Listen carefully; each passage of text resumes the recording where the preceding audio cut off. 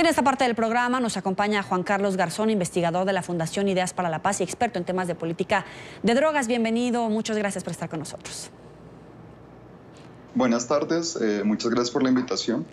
Como ya lo decíamos, el gobierno de Estados Unidos y el embajador aquí en Colombia ha manifestado que esta situación es inaceptable, que el incremento de esta producción de drogas pues ha generado decepción en el gobierno estadounidense, sobre todo por el trabajo hecho o no hecho en Colombia. ¿Qué le responde?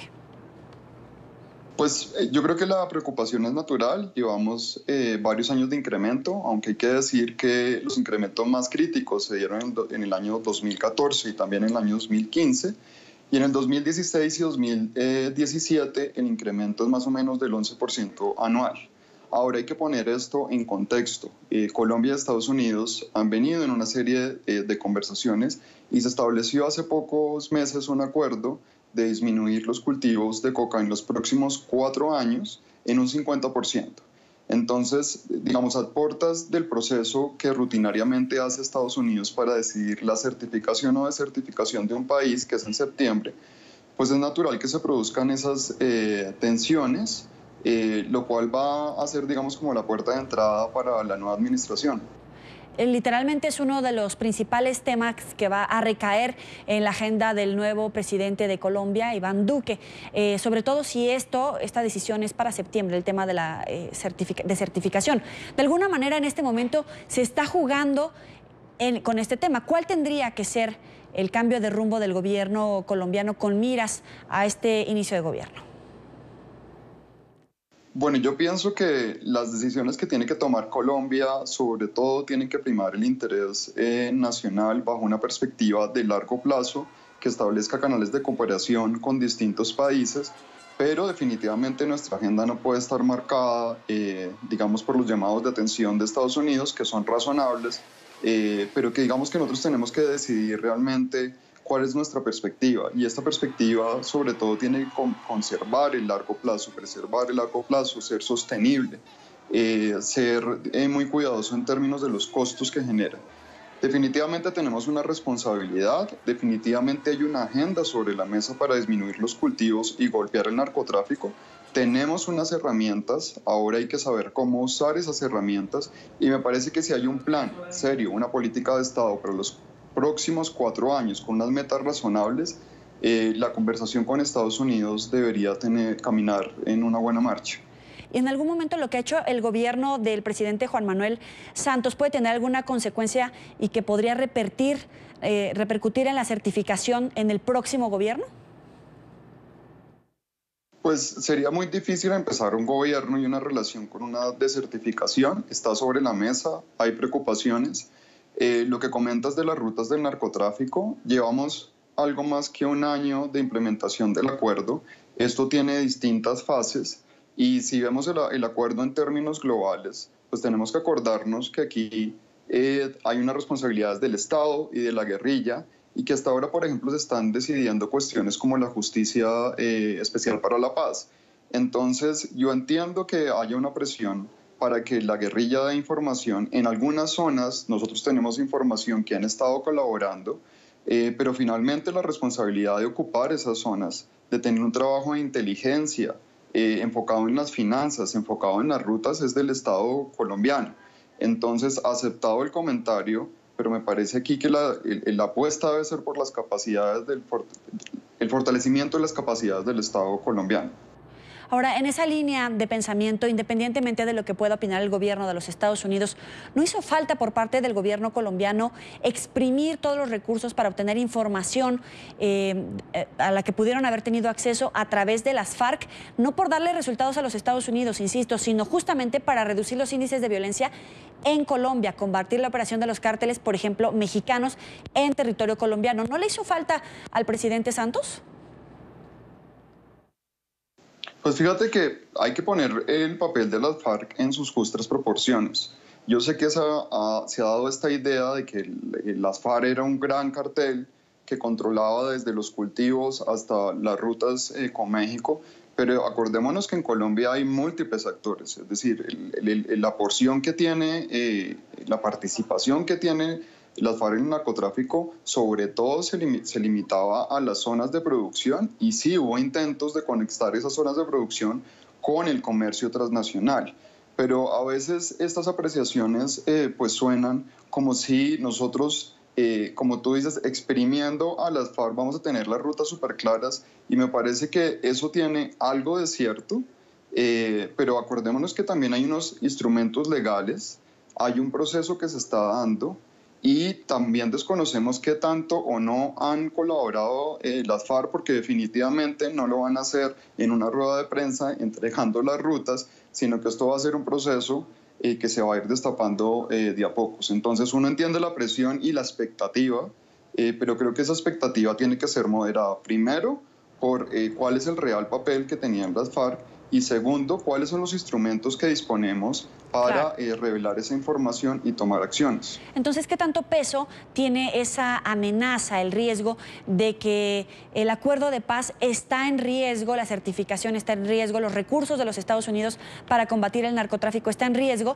si es que no se cumplen los puntos acordados para el combate al narcotráfico en el acuerdo de paz? No, porque además el tema es que aquí hay varias responsabilidades. Mira, hay zonas del territorio en donde el Estado realmente no ha tenido las capacidades para ocupar los vacíos dejados por las FARC, y no ha sido por falta de colaboración de las FARC. Zonas como el Catatumbo, zonas como el Pacífico colombiano en el Cauca, en Nariño, han sido ocupados por otros actores criminales. Aquí hubo una gran oportunidad de copar esas zonas, pero definitivamente el Estado al menos careció de un plan de respuesta rápida para ocupar las zonas de cultivos, no solamente en términos de seguridad, sino también en términos de oferta institucional. El gobierno de Estados Unidos decía que va a insistir en el uso de glifosato y de drones con el nuevo gobierno colombiano y que va a reabrir esa discusión. ¿Hasta dónde debería permitir el nuevo gobierno colombiano esta renegociación, esta apertura del debate hacia Colombia? No tanto hacia responderle a Estados Unidos, sino qué tanto le conviene a Colombia. Pues nosotros hemos estado atrapados en la discusión del glifosato en los últimos años. Hay personas que dicen que fue la suspensión del glifosato lo que explica esto, y hay otros sectores, como por ejemplo lo hemos hecho nosotros en la Fundación Ideas para la Paz, que señalamos que aún con glifosato la respuesta fue incompleta y poco sostenible. Es que teníamos que tener una cifra muy alta de hectáreas asperjadas para conseguir disminuciones que realmente no eran proporcionales. Entonces, creo que la discusión del glifosato, pero no solo el glifosato, sino de las herramientas en general, se está abriendo. Y recordemos también que aquí la Corte ha sentado un precedente y dicho que en todo caso las herramientas que usa el Estado tienen que preservar el medio ambiente y cuidarse de generar riesgos en la salud de las personas. Si esas condiciones se dan, pues muy seguramente esa herramienta va a ser nuevamente aplicada, ahora en una nueva versión, ya no con avionetas, sino ahora con drones, y tal vez no con glifosato, sino con otra sustancia, porque el Estado colombiano ha estado experimentando con distintos herbicidas, justamente para responder a esas condiciones puestas por la Corte. ¿Y qué pasa con la política de control de estupefacientes de los países consumidores, llamemos Estados Unidos? ¿Cuál sería la responsabilidad y las medidas que deberían de tomar este tipo de gobiernos que también señalan, por ejemplo, a los países productores, en este caso Colombia? Pues ahora Estados Unidos enfrenta sobre todo una crisis por los opiáceos. Opiáceos que no necesariamente son producidos ilegalmente, sino justamente varios de ellos son, el acceso es legal. Esa es, digamos, la principal preocupación de los ciudadanos en Estados Unidos hoy. El consumo de cocaína, algunas versiones apuntan a que el consumo ha aumentado en los Estados Unidos. Otras dicen que se ha estabilizado.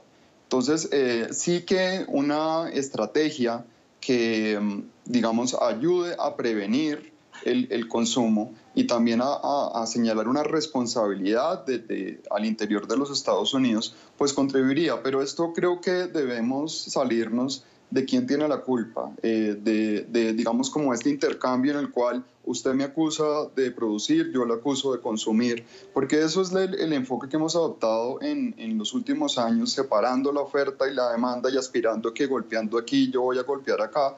Y básicamente lo que hemos aprendido es que tienen que suceder muchas cosas simultáneamente para que encontremos una solución responsable y sostenible. Me parece que ese intercambio justamente a quien más le conviene tal vez es a las organizaciones criminales y no a los ciudadanos que están en medio de esta situación. Finalmente, ¿cuáles serían las claves para el nuevo gobierno de Colombia para combatir este problema? Las claves, que Colombia sea capaz de tener una política de Estado, no solamente de gobierno, que seamos capaces de tener un plan para los próximos 4 años con metas razonables, que el Estado tenga una estrategia para entrar a eso que se han llamado las zonas vedadas, hoy controladas por organizaciones criminales. Tenemos que intervenir o tener, digamos, una estrategia también para los parques naturales y las zonas protegidas. Y lo último y no menos importante es que tenemos que pensar no solamente en el corto plazo, arrancar las matas, sino tener una estrategia para poder transformar las condiciones que han permitido que los cultivos ilícitos se asienten en esos territorios. No solamente en 2017, es que las zonas de cultivos son las mismas zonas de cultivos de la última década. Algo estamos haciendo mal en esas zonas para que vuelvan a aparecer los cultivos ilícitos. O algo no estamos haciendo. Claro, le agradezco a Juan Carlos Garzón, investigador de la Fundación Ideas para la Paz y experto en temas de política de drogas. Gracias por estos minutos para la tarde.